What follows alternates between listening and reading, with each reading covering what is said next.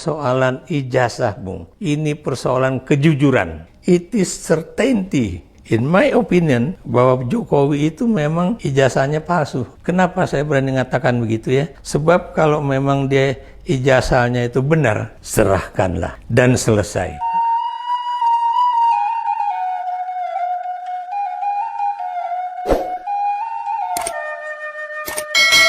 Uni Makpono, ladanga berita heboh, katonyo ijazah Pak Jokowi diragukan keasliannya.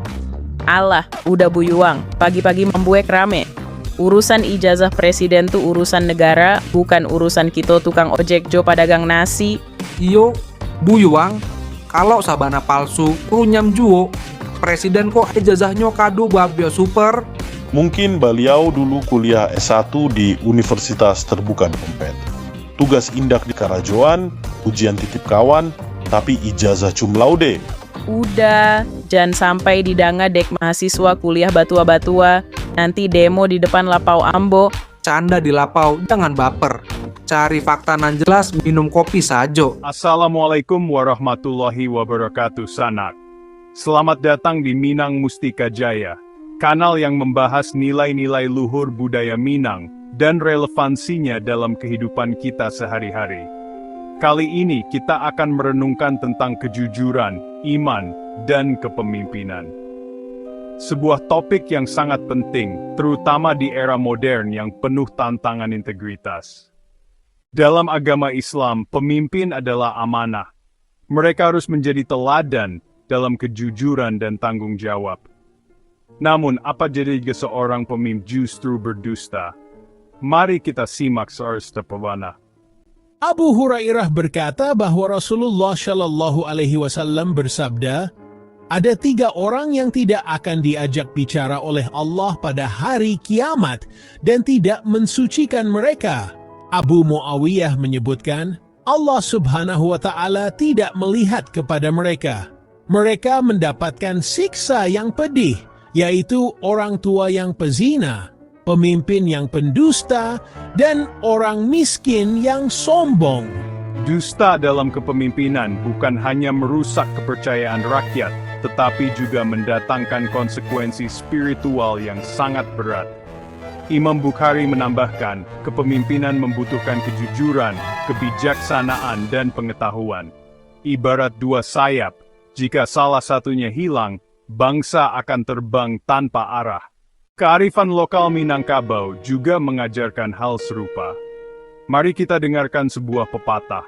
Buang siriah, buang bidak, buang puluik, buang tingkalang, katonan bana dipatida, sandi iman nan nyato kurang.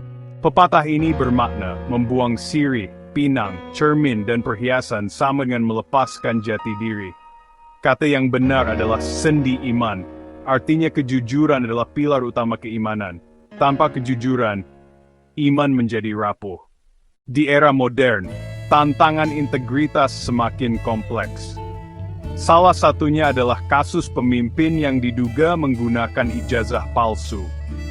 Penggunaan ijazah palsu adalah pelanggaran serius terhadap nilai kejujuran dan transparansi. Ini merusak legitimasi dan kepercayaan publik. Dari sudut pandang agama, tindakan ini adalah dusta yang dilarang keras. Secara sosial, ini melemahkan fungsi pemerintahan dan kepercayaan masyarakat terhadap negara. Transparency International 2023 menunjukkan, negara dengan tingkat korupsi rendah cenderung lebih sejahtera. Pemimpin jujur adalah harapan utama bangsa. Oleh karena itu, integritas harus menjadi fokus utama dalam memilih dan mengawasi pemimpin. Namun, perubahan harus dimulai dari diri sendiri. Tumbuhkan nilai-nilai kejujuran, tanggung jawab, dan kesadaran spiritual. Ajaran agama dan budaya Minang bersatu dalam satu tujuan, membentuk manusia yang beriman dan berintegritas. Hadits Nabi dan pepatah Minang adalah sumber nilai yang saling menguatkan. Keduanya mengajarkan bahwa kebenaran adalah kunci kebahagiaan dunia dan akhirat. Pendidikan karakter dan pemahaman moral harus menjadi bagian penting dalam membentuk generasi penerus. Semoga renungan ini memperdalam kesadaran kita bahwa kejujuran dan integritas adalah warisan sejati yang harus kita jaga. Mari kita jaga lisan, hindari dusta, dan tegakkan kejujuran dalam setiap tindakan.